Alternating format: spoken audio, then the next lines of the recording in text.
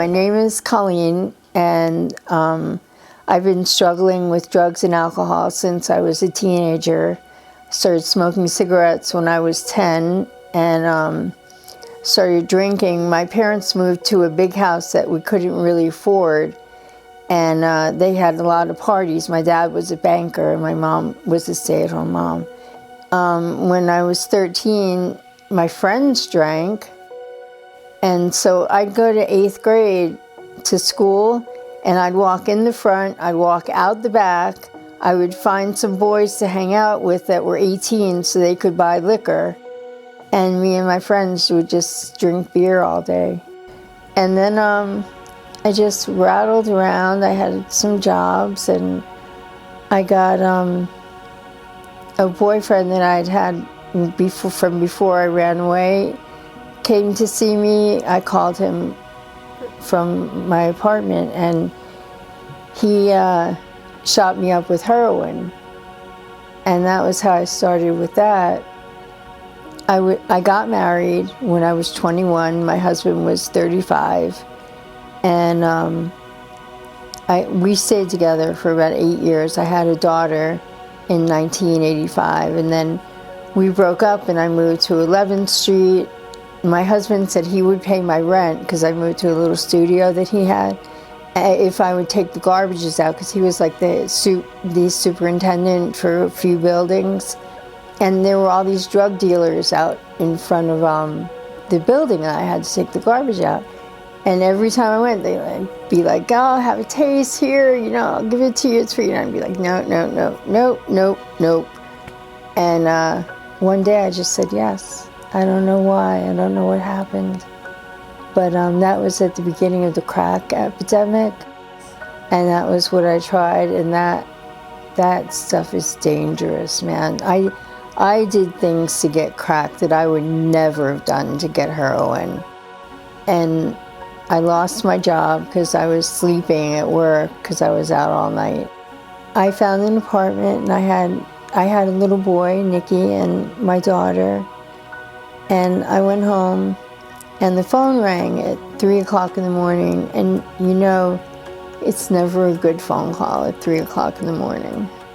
And it was my stepdaughter who had been staying with my husband. Her boyfriend had come over, and they had gotten in a fight, and my husband had gone out, and the guy stabbed him in the chest and killed him. Having to tell my daughter that her father was dead, that was really hard. Probably one of the hardest things I ever have to do. Her face just crumpled. Her face just crumpled when that happened. And my kid said that after that happened, I slept for 3 years. I was just a garbage pail. I was taking anything, OxyContin, oxycodone, morphine, Dilaudid, Valium, Xanax, Ativan, anything I could take because I didn't want to feel anything. And my son went to live with his dad for a while because typhus came. They said that it would be better if he was with his father, and they were right, it was. And as soon as he was gone, I just plummeted everything. Since the year my husband got killed, I was suicidal every year. I would go have an annual visit at Booton, the voluntary ward. And I came home from the hospital one time, and my house was a mess. It was horrible. It was trash. It was garbage. The couches were pulled out. There was like all this stuff. And that was when I realized how unmanageable my life was. We decided I would go to Greystone, and I went to Greystone, and I was in there for like almost a year, I guess. And when I left the apartment in Wharton, I didn't have anywhere to go. I didn't know what I was going to do, or when I got, released. And I went to visit a group home, and it was a NewBridge group home. And they told me that they were going to let me stay there, and it was nice. It was really nice, and they cooked, and you know, it was pretty easy. All I had to do was my own laundry. And but my son came to visit me there, and we would like make cookies or, you know, do stuff like that. But I really missed him, and I really wanted him to be with me. So I told the people at NewBridge, and they helped me get on disability and everything too. They helped with that. And they helped me find this apartment. This is the apartment we found. When I got my apartment, and it had subsidized rent, and I could afford it, and I could have my son with me, which was really important to me. I really wanted my son to be with me. But I just, NewBridge has helped me every step of the way. They have been there. I went for therapy with NewBridge. They got counselors for me. They helped me out with the meds, with their pharmacy.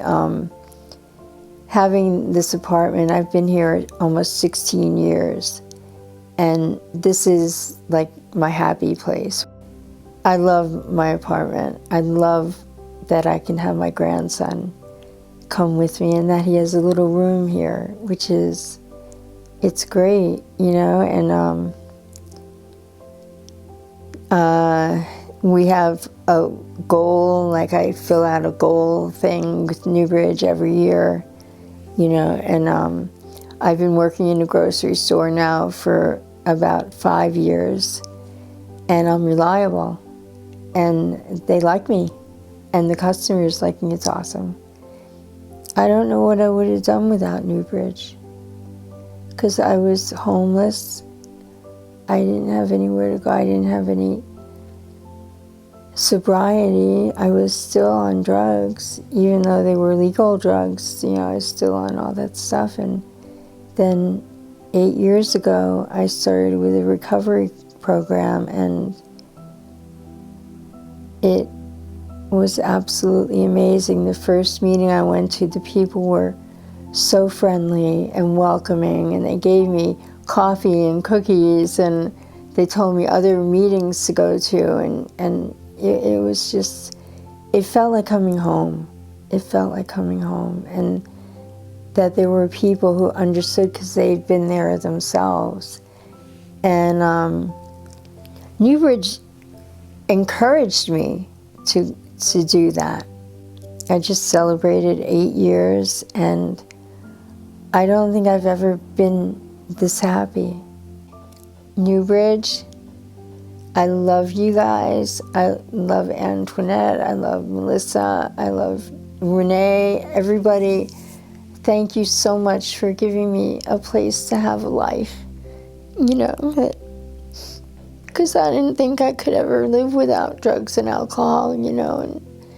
And my grandson's never seen me drunk or high, you know, and I've always been there for him, and I would never have been able to do it without you guys. And I think you know how grateful I am. I love you, Grandma.